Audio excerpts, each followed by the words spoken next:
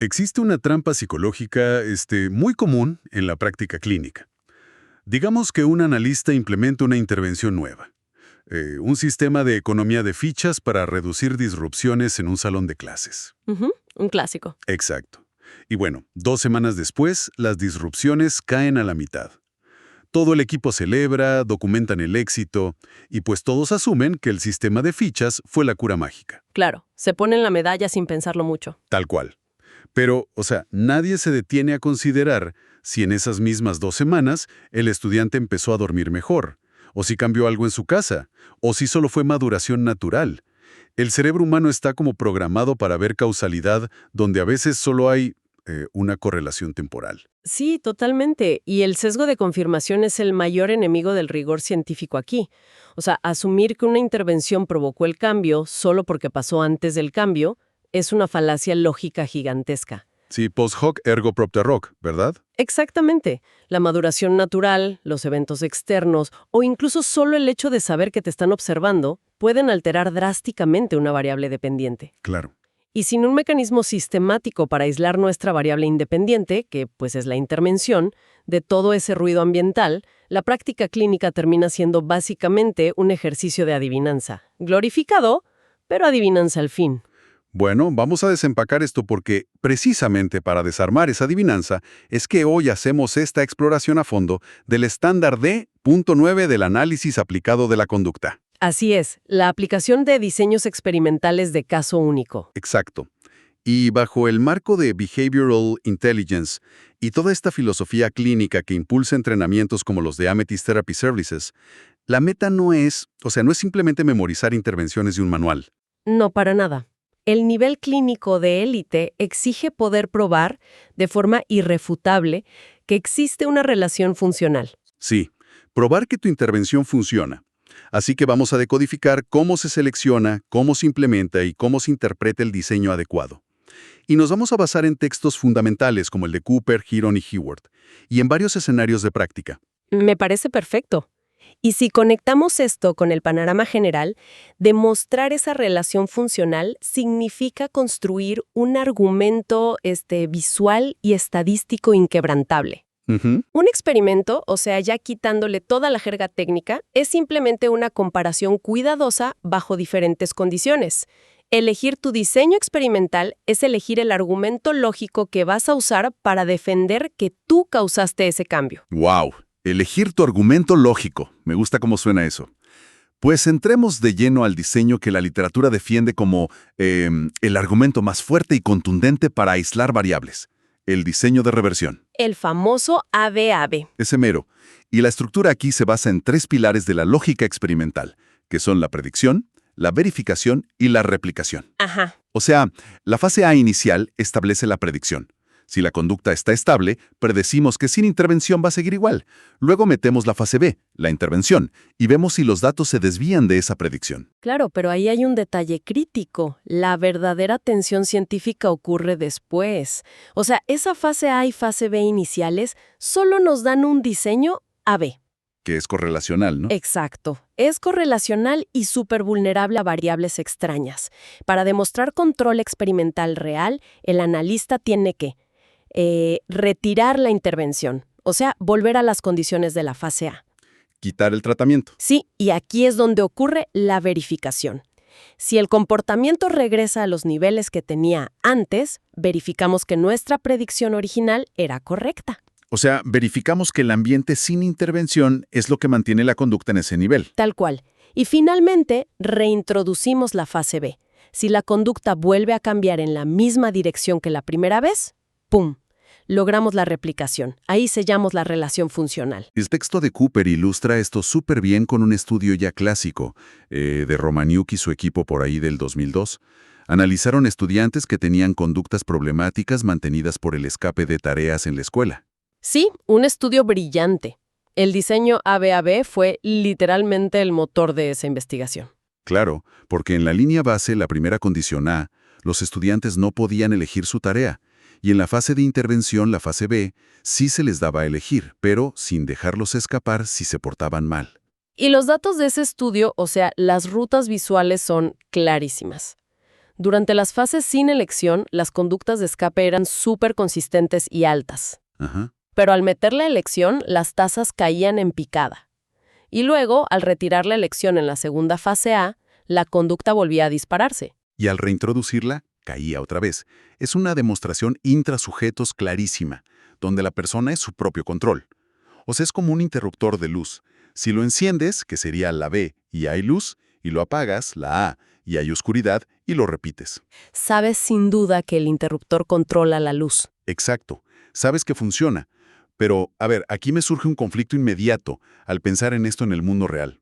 Retirar un tratamiento que ya viste que es exitoso solo para volver a la línea base me parece un riesgo gigantesco en ciertos contextos. Te refieres a la parte ética, me imagino. Sí, totalmente. O sea, si la fase B está suprimiendo un comportamiento autolesivo severo o golpes en la cabeza, retirar la intervención a propósito solo para verificar la hipótesis suena a una violación ética tremenda. Es que lo es. Retirar una intervención en esos casos es inaceptable. Y no solo eso.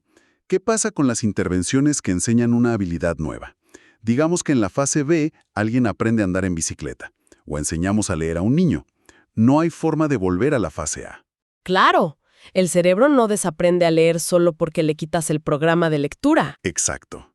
Entonces el diseño se rompe. Y tienes toda la razón. El diseño de reversión fracasa categóricamente frente a esas dos barreras, la ética y la irreversibilidad. O sea, científicamente, si la variable dependiente no puede regresar a la línea base porque hubo un aprendizaje profundo, el diseño queda invalidado. Porque no puedes medir una reversión que físicamente es imposible que ocurra. Exactamente. Y éticamente, nuestro código prohíbe someter a un cliente a un riesgo innecesario. Comprometer la seguridad de alguien solo para tener un gráfico perfecto es negligencia clínica. Sí, totalmente negligente. En esos escenarios, la ciencia tiene que adaptarse. No podemos sacrificar el rigor, pero tenemos que usar otra herramienta. Y esa adaptación es lo que nos lleva a buscar un argumento lógico donde no tengamos que retirar el tratamiento. Y esto introduce la arquitectura del diseño de línea base múltiple. Así es, la gran alternativa. Como no podemos dar marcha atrás en el tiempo, la estrategia cambia. Ahora introducimos la intervención de manera escalonada, a través de diferentes conductas, diferentes entornos o diferentes personas. Esa mecánica de escalonamiento es brillante. Y de hecho, las fuentes destacan un estudio de Ward y Cairnes, también del 2002, sobre un jugador de fútbol americano llamado Juan. Ah, sí, el de las posturas defensivas. Ese mero. Querían mejorar 3 habilidades específicas, marcaje, descenso y ataque. Entonces establecieron 3 líneas base concurrentes para medir las 3 cosas al mismo tiempo durante los entrenamientos. Y la intervención era como una mezcla de establecer metas y retroalimentación pública, ¿no? Sí, pero el truco del diseño es que no se lo aplicaron a todo de golpe. Primero, metieron la intervención solo para la habilidad de marcaje. Y Juan mejoró un montón en esa postura.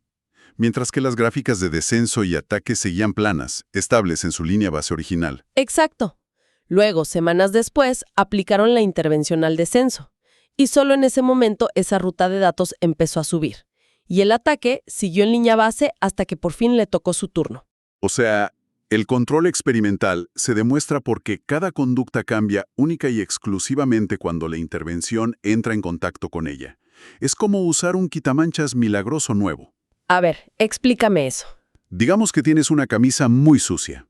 En lugar de ensuciarla otra vez para probar que el jabón funciona, que sería como la reversión, mejor aplicas el quitamanchas en una manga hoy, mañana en el cuello y el viernes en la otra manga. Ajá. Si cada área se limpia exactamente en el momento en que le pones el producto y solo esa área, pues sabes que el jabón funciona. No tienes que volver a ensuciar la camisa. Es una excelente analogía. Gracias.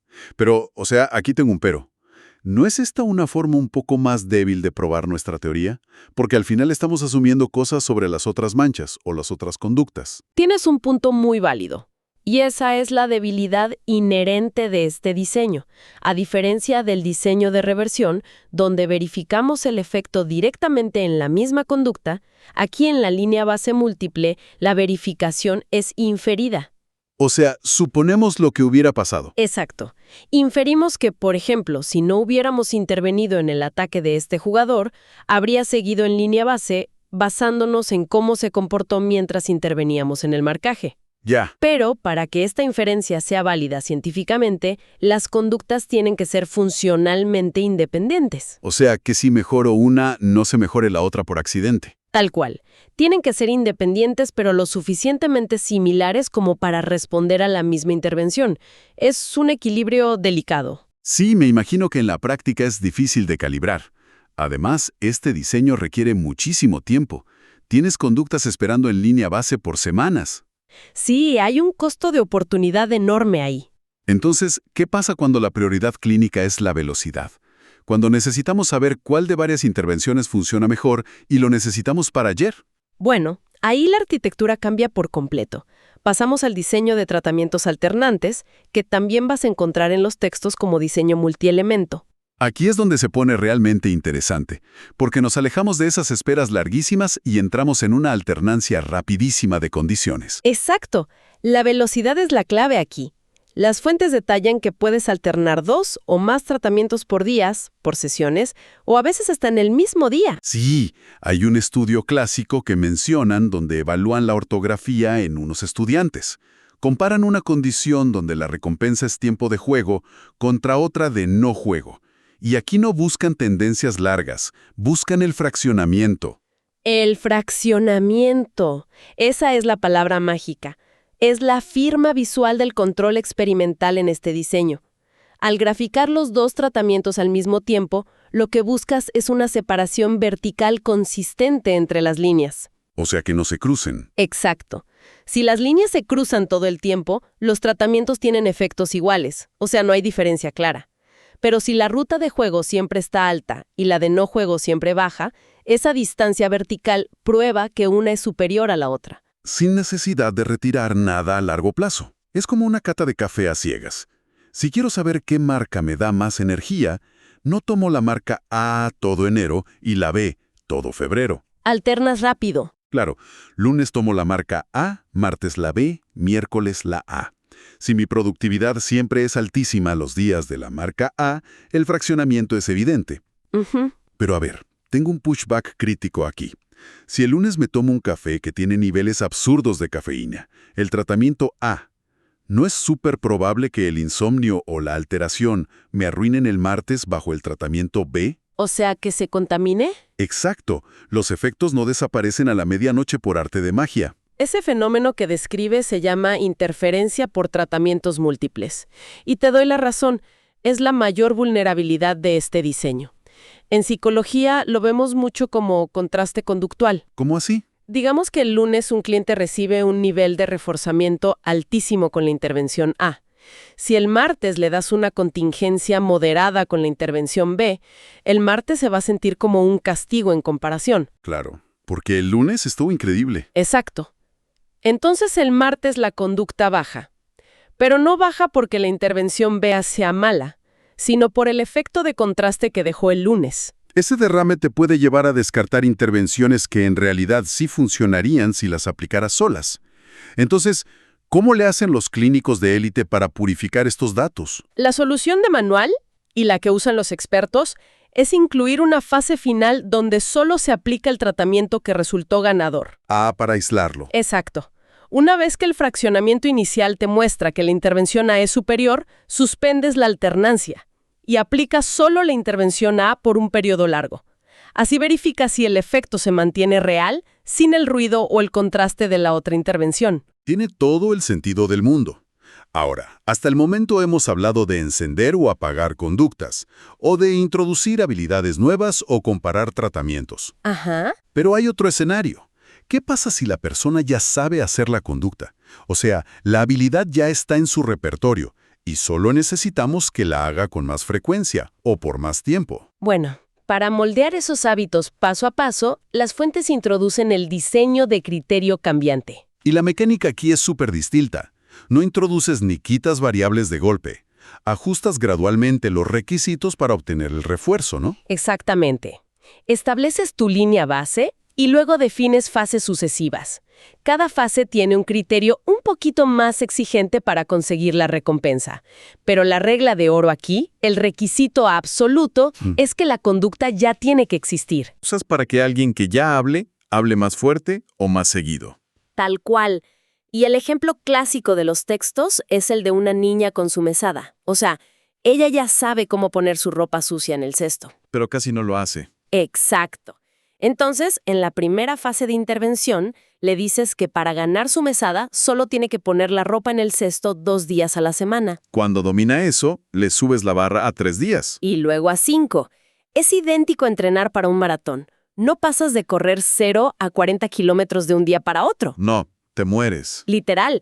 Primero te premias por correr 2 kilómetros, luego 5, luego 10. Es como subirle el volumen a una radio poco a poco. No es un botón de encendido y apagado. Es una muy buena forma de verlo. Pero aquí va mi duda. Si el criterio sube progresivamente y el comportamiento también sube, ¿cómo sabemos que la persona no iba a mejorar naturalmente de todos modos? O sea, si yo entreno, mi condición física va a mejorar naturalmente. ¿Cómo pruebo el control experimental ahí? Esa es la pregunta del millón. Y la respuesta es una verdadera joya clínica. En este diseño, el control no se demuestra solo porque la gráfica vaya para arriba. Se demuestra porque la conducta se ajusta exactamente al criterio. Ni más ni menos. O sea, tiene que calcar el límite. Exacto. Si le pides a la persona que corra 5 kilómetros y corre 8 todos los días, ahí falló tu control experimental. Porque la conducta está ignorando tu contingencia. ¡Wow! Tiene que ser súper preciso. Milimétrico. Y para que la prueba sea irrefutable, los analistas hacen 2 cosas. Primero, varían el tamaño de los saltos. En vez de subir siempre de 2 en 2, exigen un salto chiquito, luego uno grandísimo, luego otro chiquito. Claro, porque la maduración natural no funciona a saltos irregulares. Exactamente. Y la segunda estrategia es hacer mini reversiones. Temporalmente bajan el criterio a un nivel anterior, digamos a 3 kilómetros. Si la conducta también baja para ajustarse a ese nuevo límite, la prueba de que tú tienes el control es absoluta. Es fascinante el nivel de rigor. Y bueno, una vez entendidos estos 4 diseños principales, la reversión, línea base múltiple, tratamientos alternantes y criterio cambiante, es crucial saber cómo aplicar todo esto bajo presión, ya sea tomando decisiones clínicas reales o en los exámenes de certificación.